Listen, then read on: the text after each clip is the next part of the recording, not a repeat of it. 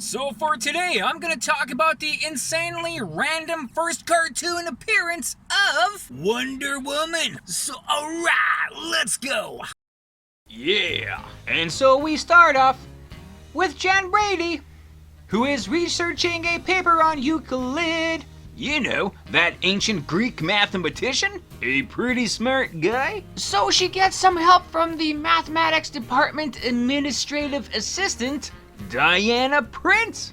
But Diana overhears on the radio that there is a ship in distress. So she totally ditches Jen to change into her Wonder Woman uniform and bam! Swim out to the ship and save all of the people aboard like a boss. And then, with haste, she runs back to her job where she meets up with the rest of the Brady children, where Marcia and Jan are having a discussion on which is more important, brains or brawn. And while these kids are blabbering on about that, Marlin, the magical bird, is thinking of the question himself and boom! He accidentally magically transports the kids and Diana to ancient Greece.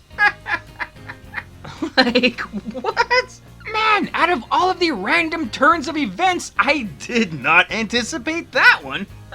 But things are pretty groovy and hip in ancient Greece because the kids show up just in time for the original ancient Greek Olympics. And would you believe they meet up with the aforementioned Euclid? Like Mr. Brains himself, eh? But he is getting harassed by Olympian athlete Chaconis Ospero, and thankfully it's all super convenient that everybody in ancient Greek speaks perfect modern English. Hooray! Chaconis challenges the kids to participate in the Olympic qualifiers. Because that's how the Olympics works, eh? Some random kids popped out of nowhere, bam! You're in the Olympics, child! So the kids start practicing. Meanwhile, Mop Top the dog and his two panda friends turn the Trojan horse into the Trojan panda. That is the most random segue to a story I've ever heard of, man. But hey, it's that kind of show, I guess, eh?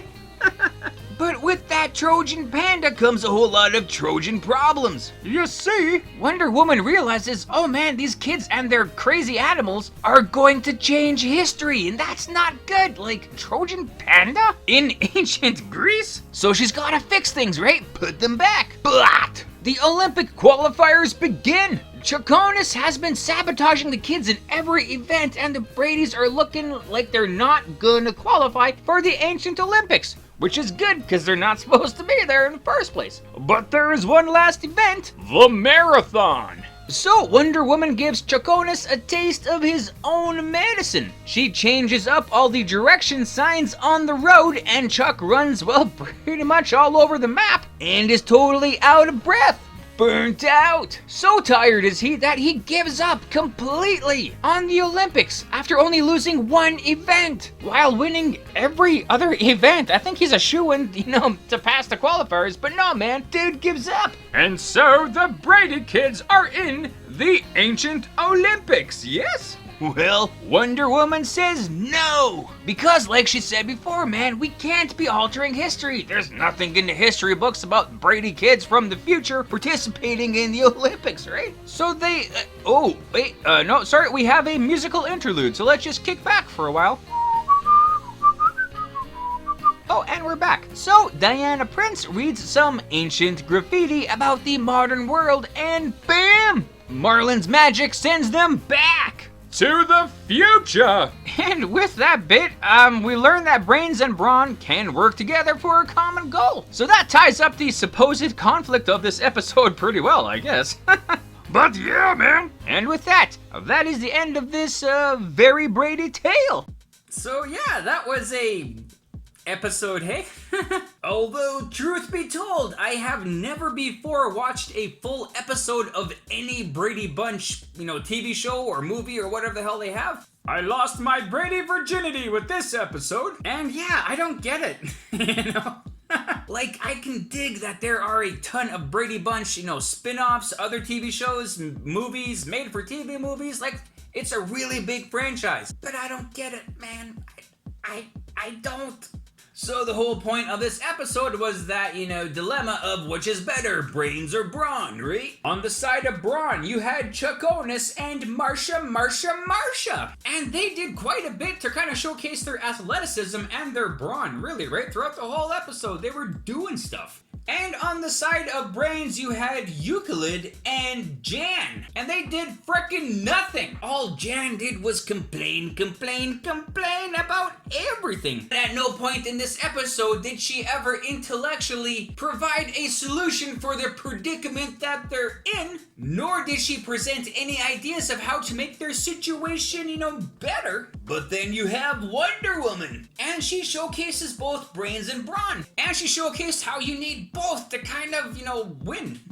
It's kind of astonishing, a character as popular as Wonder Woman and who has been around for as long as she had, that she finally got her first non-comic book appearance in a random Brady Bunch spin-off cartoon. Like, she is one of the most popular superheroes out there, and she is part of the DC Comics trinity of characters, right? Superman, Batman, Wonder Woman, man, they built that company. Heck, they built the whole industry. And finally, in 1972, on a Brady Bunch cartoon, man, did she finally get an appearance in a cartoon form. But at least with this character, it would open the floodgates for her, because right away in 1974, you had that TV movie, which is quickly followed by the Linda Carter Wonder Woman TV show, which was hugely popular. You've seen her in Super Friends, and boom, boom, boom, man, you start seeing her everywhere. So it's great that we've finally seen her, man, but still, it's so random. And yes, I know, there was that random TV pilot in 1967 about Wonder Woman, but that never actually was aired on television, so it really doesn't actually count. But even still, it's kind of insane. Like, this is a Filmation cartoon, the Brady Kids one, right? And Filmation has done the DC Comics cartoon adventures just like recently, a few years prior to this episode, right? You had Superman, Superboy, The Flash, the Teen Titans, the Justice League, Green Lantern, blah blah blah, etc, etc, etc. But no Wonder Woman! Heck, in the Teen Titans, you even had Wonder Girl kind of featured there. But you may not have known that Filmation was indeed developing a Wonder Woman cartoon for that DC Comics animated universe there. One reason or another, during the pre-production, it somehow got abandoned and they never really went through with it, but they had the rights to the characters, so they were like, crap, we should probably use her somewhere. And so they did with this interesting episode. As for comic book form, her first appearance ever was in All-Star Comics number 8 in 1941, and her popularity just exploded so pretty quickly. In 1942, she did get her own comic, obviously called Wonder Woman number 1. The other interesting thing about her is the creator of her, psychologist William Moulton Marston. He was the guy who invented the polygraph test, the lie detector? Well, at least the early version of it, which every polygraph kind of copies, really. So he was pretty keen into truth-telling, which is why Wonder Woman does carry that lasso of truth. Whenever she wraps her foe with this lasso, they are compelled to tell the truth. So William based the Wonder Woman character on two very strong women in his life. His wife, Elizabeth, and their polygamous life partner, Olive. So that's pretty neat. Not sure how exactly, maybe one was kind of more Diana and one was more Wonder Woman, I don't know. But William was a total feminist back in the day. Didn't seem to mind the whole concept of bondage and submissive play.